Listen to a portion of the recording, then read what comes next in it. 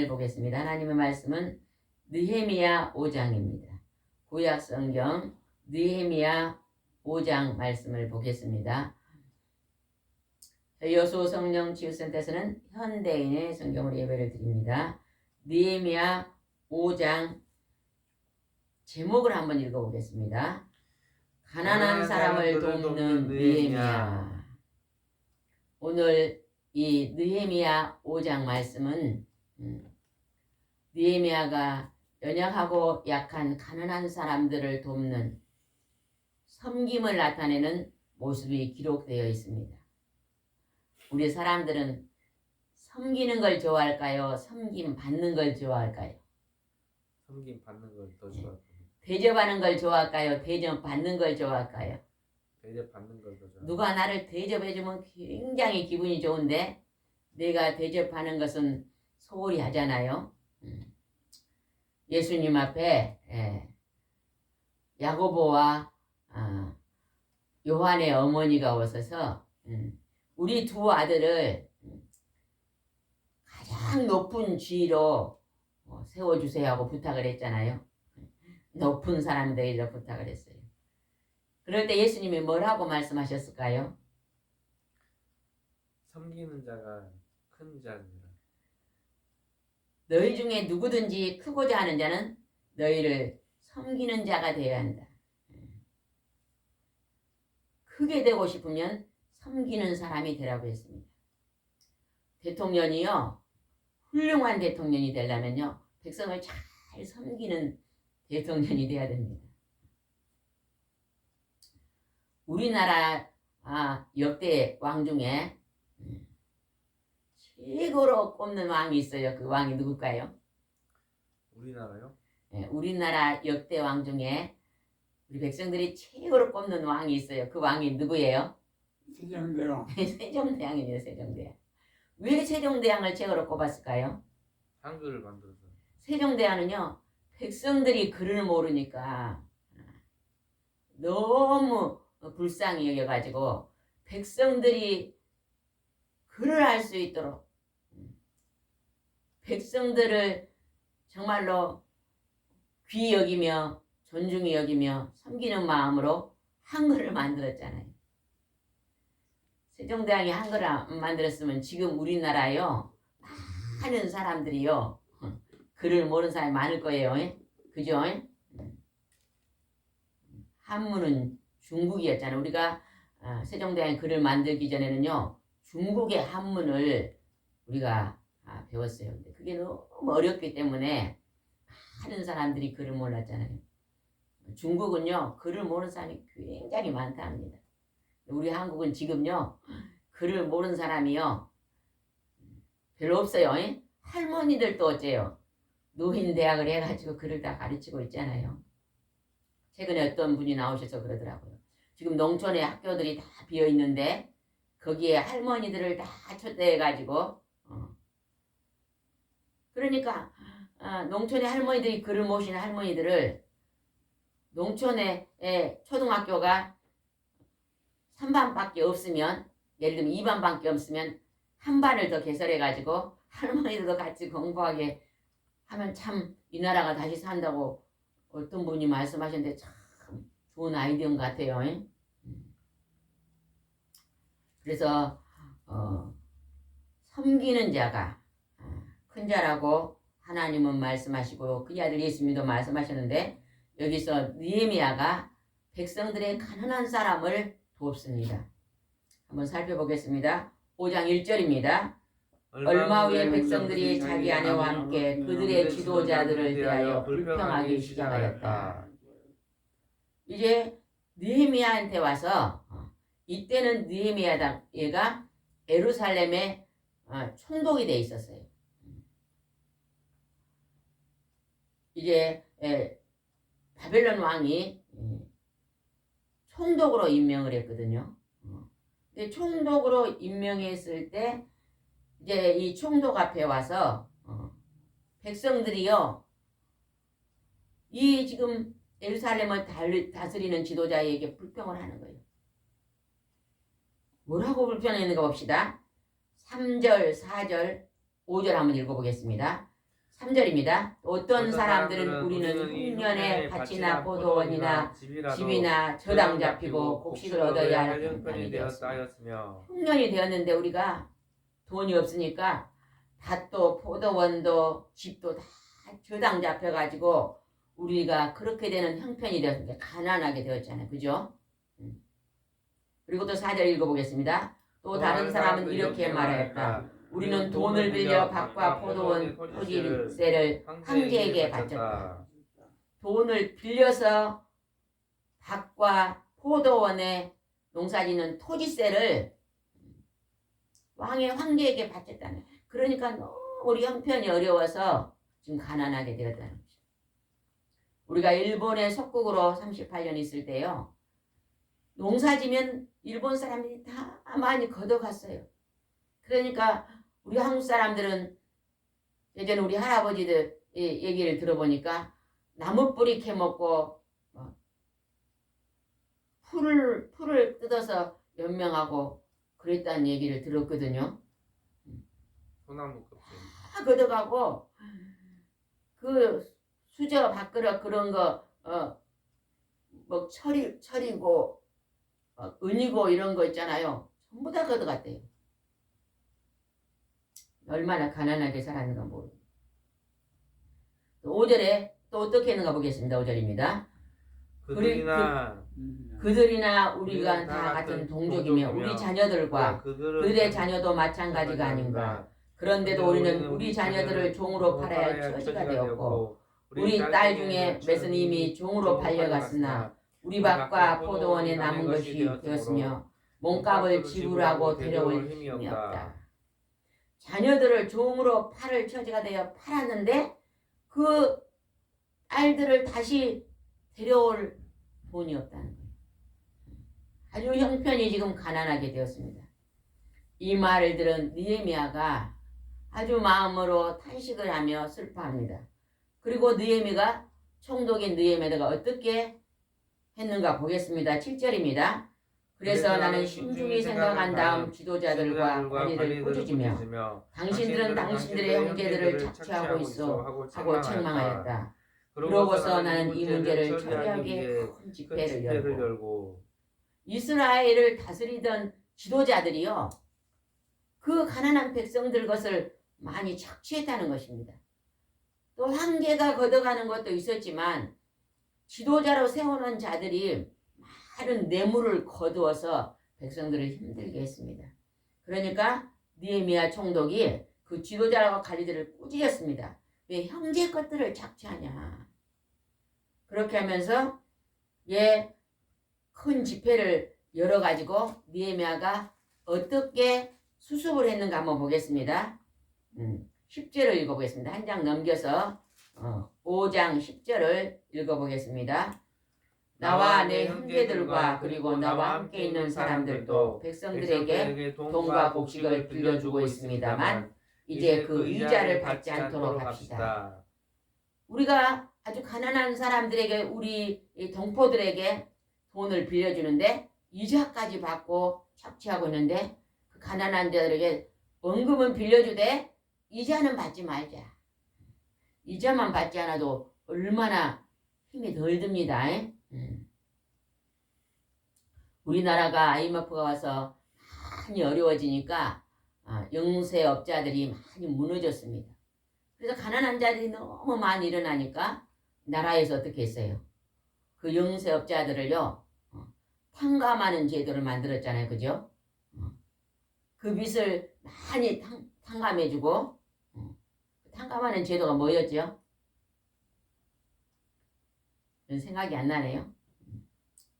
우리 교회 집사님도 빚이 많았는데 나라에 가서 그것을 많이 탕감을 받아가지고 파산 신청. 에? 파산 신청. 파산 신청을 해가지고 탕감을 많이 받아서 한 5천만 원 된 빚을 한 1,000만 원, 2천만 원으로 삭감해서 갚는 걸 봤습니다.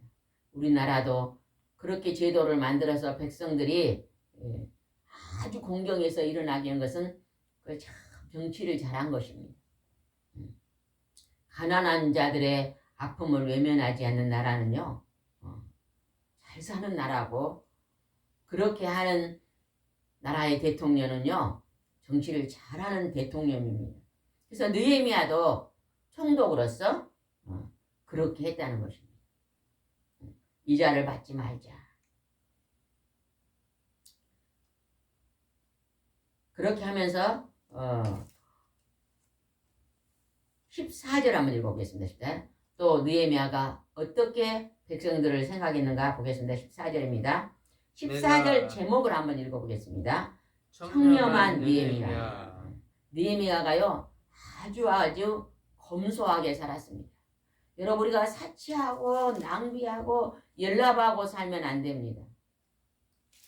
우리는요 검소하고 청렴하게 살아야 됩니다.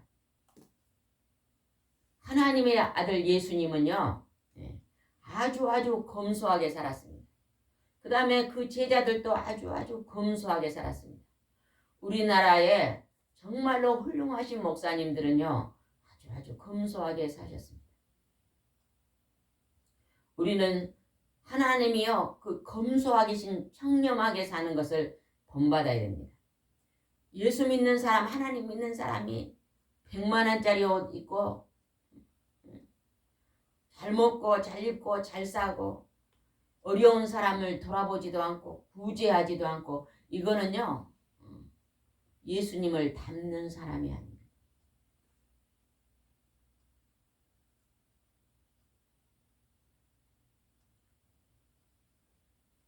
우리는 예수님을 닮는 사람이 되어야 될 줄 믿습니다. 14절을 보겠습니다. 내가 아르타크세스 황제 20년부터 32년까지 12년 동안 네가 총독으로 있으면서 나와 내 형제들을 총독에게 당한 지급되는 양식을 먹지 않았다. 이 느헤미야가 크셀크세스 황제 20년 때 어쨌어요. 예루살렘에 성벽이 무너져 있다는 것을 소식을 들었잖아요. 그죠? 그래서 다 시가고 금식하고 울면서 하나님 앞에 기도했더니 하나님께서 그 왕의 마음을 여셔가지고 내가 왜 그렇게 슬퍼하느냐 물어서 예루살렘의 성벽이 불에 타 무너져 있는데 제가 마음이 괴롭다 했더니요. 그때 느헤미야를 총독으로 뽑아서 성벽을 세울 수 있도록 보냈잖아요. 그때 그 20년부터 32년까지 12년 동안 이제 유다의 총독으로 있는 그때 황제가 주는 이제 그 총독의 월급은 받았지만 백성들이 총독에게 주는 그 월급을 받지 않았다는 거예요. 그런데 오래전에 있었던 지도자들 그곳에 있던 모든 총독들은 유다의 총독 그 전에 총독들은 어떻게 했는가 보겠습니다. 15절에가 그 전에 총독들은 15절처럼 행동을 했기 때문에 백성들이 어려워진 거예요. 가난해지고 괴롭고 힘들어졌던 거예요. 그래서 그들이 탄식하고 슬퍼했던 것입니다. 어떻게 했는가 보겠습니다. 15절입니다. 그러나 내 이전 모든 총독들은 백성들에게 많은 부담을 주어 양식과 포도주 외에도 은 456g을 받았으며 심지어 그들의 종들도 백성들을 괴롭혔다. 하지만 나는 하나님을 두려워하여 그렇게 하지 않고 그 전에 총독들은요 백성들에게 많은 부담을 주고 양식과 포도주 외에도 은을 456g을 받았으며 심지어 그 밑에 있는 종들도 백성들을 괴롭혔다. 나라가 망하려면요 지도자들 우리나라로 말하면 공무원들이요 뇌물을 받는 거예요. 우리나라도 공무원들이 뇌물을 못 받게 만들었지요. 언제 그랬어요? 금명란법이요? 그걸 어느 왕 때, 어느 대통령 때 했죠, 우리나라도? 금명란법이요? 네. 그거 우리도 지나간 대통령께서 공무원들이 뇌물을 못 받게 만들어봤죠, 법으로. 왜냐하면 그냥 선생님이 되면 그냥 우리 아들 그냥 성적 좋게 주라고 그냥 돈을 많이 갖다 준데 또 그걸 먹고 부정을 하는 사람도 많아. 저번에도 그냥 변호사들도 그냥 돈을 많이 주면 그걸 받고 그냥 억울한 사람이 지도록 만들고 이런 것들이 많았는데 그렇게 되면 나라가 망한다는 것입니다. 공무원들 지도자들은 정직한 자를 뽑아야 됩니다. 우리도 조금 있으면 이제 나라의 지도자들을 뽑는데 정직한 사람을 뽑아야 돼요. 참 저는요 예전에 어떤 집사님 와서 그런 얘기를 하더라고요. 우리나라에요 국회의원들이요 교도소를 갔다 온 사람들이 많다네요. 전과자. 전과자들이 그리 많대요. 예전에 그랬대요. 그래서 그냥 돈을 그냥 예를 들면 그냥 밀수를 해가지고 돈을 엄청 벌어갖고 득해갖고 교도소 간 사람이 돈을 많이 숨겨놨다가 그걸로 국회의원이 되고 정치운동을 해가지고 그런 경우가 참 많았다 그러더라고요. 그런 국민의 백성을 괴롭히는 자들이 지도자가 되면요.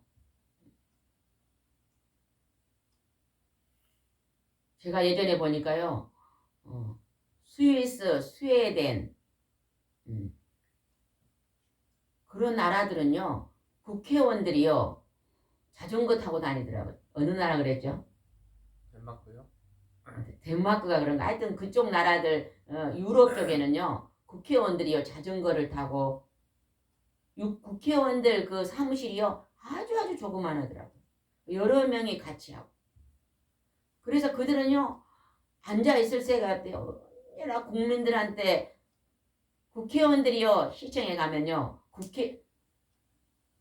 국회의원이요. 서서 얘기한대요. 국민의 심부름꾼이다 생각하면서요. 기독교 나라잖아요. 그쪽 나라들은요. 유럽은 기독교 나라가 많습니다. 그래서 기독교 하나님의 말씀이 그 삶 속에 적용되는 것 같아요. 나라의 지도자들도 그 말씀을 잘 적용해서. 국회의원이요. 어느 마을에 가면요. 국회의원은 서 있고 마을 주민은 앉아 있고 그렇게 하면서 그들의 형편이 무엇인가 잘 들어서 나라에다가 보고하더라. 우리나라는 국회의원이 그냥 비싼 자가용 타고 그저께 우리가 어디를 전도로 가는데 우리 전도사님이랑 가는데 선거운동을 하고 있더라고요. 친구들이 전부 다 길거리에서 갖고 90도 절을 하면서 손으로 넣고 있는데 저희들한테 명함을 줘서 제가 명함을 받았는데 우리 전도사님이 그러는 거예요. 저분들이 선거 전에는 90도로 절하는데 선거하고 당선만 되면 거기에 기부스를 하고 쳐다도 안 본다. 그거 사실이에요. 우리나라 국회의원들도요. 그렇게 하면 안 될 것 같아요. 그렇게 90도 했던 그때만 하지 말고 국회의원이 돼서 국민들 앞에 와서 절을 하면서 국민들의 형편이 무엇인가를 잘 살피고 시의 시의원들도 잘 살피고 그래서 나라 정치를 하면 얼마나 좋겠어요. 그러면 정말로 잘 사는 나라가 되지 않겠어요. 백성들이 평안한 나라 됩니다. 백성들이 탄식하고 울지 않는 그런 잘 사는 나라가 될 줄 믿습니다. 그런데 느헤미야는요. 나는 그렇게 받지 않았다는 거예요. 그러면서 하나님을 두려워해서 그렇게 하지 않아요. 하나님이 보고 계시기 때문에. 자기는 황제가 주는 그 월급만 받고 백성들한테는요. 뇌물을 받지 않았다고.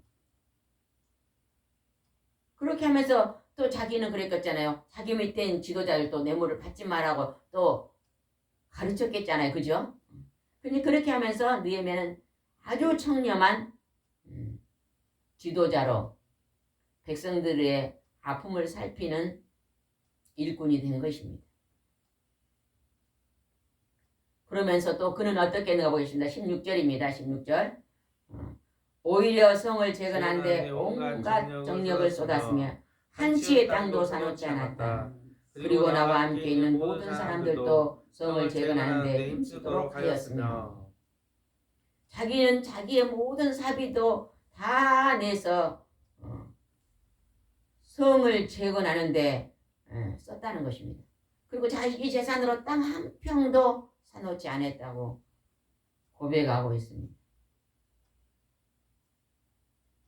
그러면서 하나님의 성전을 재건하는데 온 힘을 썼던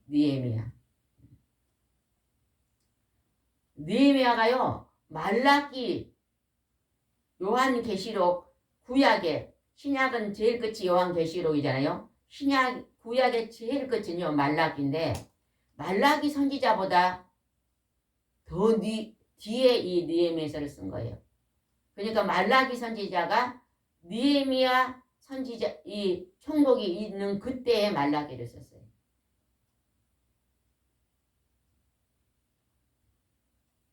그러니까 하나님께서 그 느헤미야의 마지막에 그 청렴한 모습, 하나님의 말씀을 온전히 순종하는 백성을 불쌍히 여기고 국민에는 섬기는 마음, 그 마음을 하나님이 기뻐 받으신 것입니다.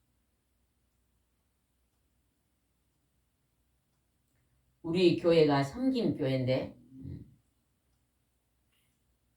우리 목사님이 신학교에 다니실 때 새벽에 기도하는데 예수님이 발을 씻어주는 부분을 묵상하다가 하나님께서 너도 섬기는 자라 되라 이런 감동을 받고 어떻게 섬길까요? 내 아내부터 섬겨라. 저보고 여왕마마 그러면서 와서 이름을 섬김교회로 세웠거든요. 그리고 목사님이 부자들이 다니는 교회는 많은데 가난한 사람들이 다니는 교회, 섬기는 교회를 하자 그래서 아주 힘들고 어려운 사람들을 20년 동안 우리가 전도하고 같이 살기도 하고 이렇게 하면서 섬겼습니다. 그리고 섬김이 하나님이 기뻐하는, 예수님이 제자들을 마지막에 십자가에 돌아가시기 전에 제자들의 발을 씻어주면서 너희도 이렇게 섬기는 자가 되라. 다른 사람의 아픔과 슬픔을 돌아봐주는 자가 되라고 말씀하셨잖아요. 오늘도 우리가 늘 우리 주위에 힘들고 어려운 사람이 있는가 늘 찾아보고 그들을 섬기는 사람이 되어야 될 줄 믿습니다. 목회는요 앉아있으면 목회가 안 되더라. 목회는 늘 찾아다녀야 목회가 됩니다. 2000년대에 우리가 섬김교회를 세우고 첫 주에 우리 가족 5명만 예배드렸어요. 둘째 주도 5명만 예배를 드렸어요. 제가 셋째 주에 하나님 앞에 기도를 했어요. 하나님, 이제 점심을 먹고 전도를 다니겠습니다. 2시에 가방을 들고요. 그냥 거리로 나갔어요. 많은 사람 만나면 아픈 데 없어요. 아픈 데 있어요. 그러면 제가요. 그 하나님께 기도하면 치료해 줍니다. 그래서 그 집을 갑니다. 1시간 동안 만지면서요. 기도해 줍니다. 기도하면서요. 그 사람의 형편을 듣고 제가요. 믿는 사람들은요. 고쳐주면 교회 잘 다니세요 하고 안 믿는 사람들은 혹시 고쳐주면 예수 믿읍시다 하면요. 치료되면 교회 나오더라고. 하나님이 그렇게 하시면서 전도를 하게 하셨는데 우리가 그렇게 늘 예수님의 12제자처럼 오늘은 이 마을 저 마을로 이 거리 저 거리로 우리가 다니면요.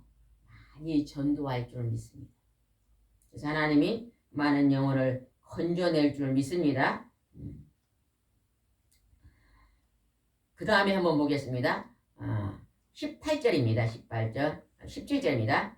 또 내 식탁에는 다른 사람에서 온 방문객에도 유다 사람 150명의 고정 식사 인원이 있었다. 그러니까 총독이니까 총독 밑에서 일하는 사람이 유다 사람도 150명 있었고 또 다른 나라 방문객들이 총독이니까 또 찾아왔다고 말합니다. 그들이 하루에 얼마씩 먹었는가 한번 보겠습니다. 18절입니다. 그래서 나는 매일 소 한 마리와 살찐 양 6마리와 많은 닭을 준비하고 열흘에 한 번씩 각종 포도주를 제공하였다. 이렇게 하면서도 내가 총독이 당연히 받아야 할 양식을 요구하지 않은 것은 백성들의 부담이 너무 큰 것을 알고 있었기 때문이다. 황제가 주는 총독의 월급만 받고 백성들에게는 걷지 않았다. 이렇게 많은 사람들에게 음식을 제공해도 나라의 수는 주는 정직한 얼굴로만 이렇게 이들을 식사를 제공하고 뇌물은 백성들한테 걷지 않았다. 이런 모습은 우리가 본받아야 될 줄 믿습니다. 그래서 우리가요, 누에게 받기를 좋아하면 안 됩니다. 하나 받으면 두 개를 주려고 생각해야 돼요. 받기만 받으면요, 이스라엘에요, 사해 바다가 있고 갈릴리 바다가 있어요. 사해 바다는 물이 들어왔는데 나간 데가 없어요. 받기만 받으니까 그 물이요, 썩어가지고 소금이 너무 많이 했어요. 썩은 물이잖아요. 그러나 갈릴리 바다는요, 들어와서 나간 데가 있으니까 물고기들이 사는 바다입니다. 사해 바다는 물고기가 안 살잖아요. 소금기만 말고. 여러분도 늘 하나 받으면 하나를 줄 수 있는 그러한 사람이 되시기 바랍니다. 그리고 느헤미야처럼 청렴한 생활. 주의 종들은요, 늘 받기만을 원하면 안 됩니다. 또 요즘은 이곳에 오는 집사님들이 또 그런 얘기 하거든요. 개척교회 목사님 사모님이 오셔서 그래요. 우리 교회 양떼가 10명밖에 안 된대. 근데 큰 교회에서 부흥집회를 하니까 그 10명 중에 몇 명이 그리 가버렸다는 거예요. 그래가지고 그나마 10명밖에 안 되는데 너무 힘들다고 고백하는 목사님 사모님, 개척교회 목사님 사모님들이 계시죠. 큰 교회는요, 그 양떼들 받으면 안 됩니다. 그곳에서 섬기고, 이 큰 교회 은혜 되면 가끔가다 한 번씩 오시고, 주일 성수는 그곳에서 합시오. 이게 정도입니다. 예전에 우리 2000년도에 교회를 세우고 우리 목사님께서 큰 교회에서 장로님도 오신다, 집사님도 오신다, 그러고 오시더라고요. 우리 목사님이요. 안 됩니다. 본교회 목사님 마음 아프게 해서 안 됩니다. 돌려보낸 걸 봤습니다. 또 교회를 오래 다니다가 쉬고 교회를 못 정한 분들은 몇 분 오셨지만 우리는 많은 사람을 초신자를 전도해서 교회에 우리 교회에서 세례주고 이런 일을 했는데 그렇게 하면 다른 목사님들의 마음을 아프게 하지 않잖아요. 그죠? 다른 교회 목사님이 잘 기르고 있는 양떼를 우리가 가로채지 않는 거잖아요. 우리 한국 교회가 이러한 일들이 새롭게 일어나야 됩니다. 늘 내 교회만 생각하면 안 돼요. 모든 정통교회, 장로교회나 순복음교회나 성결교회나 침례교회나 감리교회나 이런 모든 교회는 정통교회잖아요. 나라에서 인정하는. 이런 교회는 다 형제교회입니다. 우리 형제교회의 양떼들을요, 이사를 혹시 먼데 와가지고 들어오면 받아도 됩니다. 멀기 때문에. 그러나 그냥 다니고 있는데 부흥집회를 해가지고 그냥 오는 경우에는 큰 교회가 작은 교회에서 오면요, 할 수만 있다면요, 주일 예배는 그곳에 가 드리라고 돌려보내는 것이 하나님 보시기에 좋은 모습일 줄 믿습니다. 우리는 어렵고 힘들고 어려운 사람들을 살필 수 있어야 됩니다.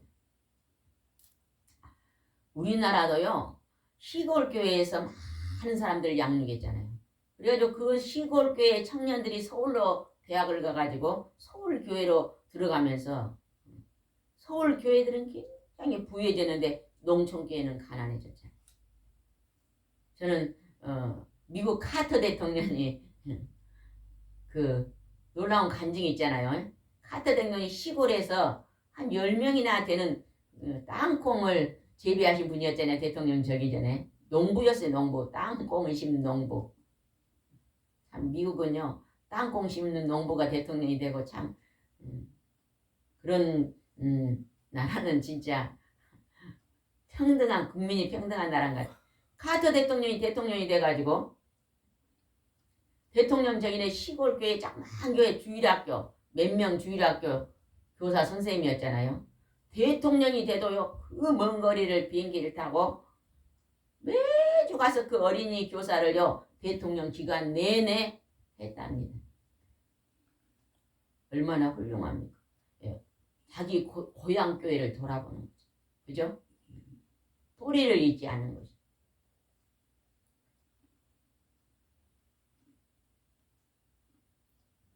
우리 한국도 농촌 교회가 많이 지금 농촌에 노인들만 많기 때문에 농촌이 어렵습니다.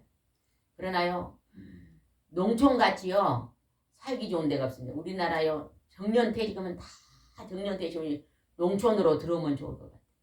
그리고 와서 텃밭 가꾸고 우공예로 농사짓고 과일나무도 심어서 먹고 이렇게 하고 부지런히 해서 자식들한테 올려보내고 서울은 젊은이들이 살고 그럼 얼마나 좋겠어요. 그런다면 살기 좋은 대한민국이 될 줄 믿습니다.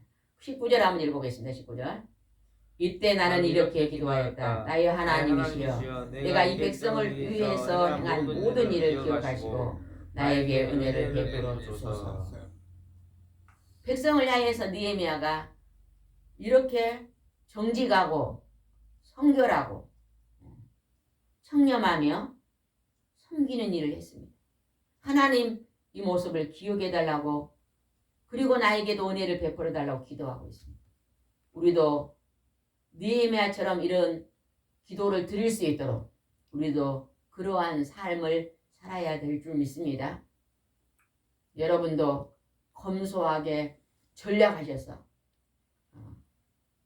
어렵고 그런 아프리카 같은 나라에 많이 선교하시고 기독교 방송에도 많이 선교하시고 우리 주위에 힘들고 어려운 사람이 있으면 구제도 하시고 또 열심히 믿지 않는 자들을 섬겨서 전도하시고 그렇게 하며 하나님의 교회를 하나님의 백성을 추수할 것이 많으나 추수할 일꾼이 없다 그랬잖아요. 많은 추수한 일꾼들을 하나님 앞으로 인도해내는 우리 모두가 되기를 주님 앞에 기도합니다. 기도하겠습니다. 좋으신 하나님 감사합니다. 오늘 느헤미야는 하나님의 마음에 합한 귀하고 존귀한 그릇이었습니다.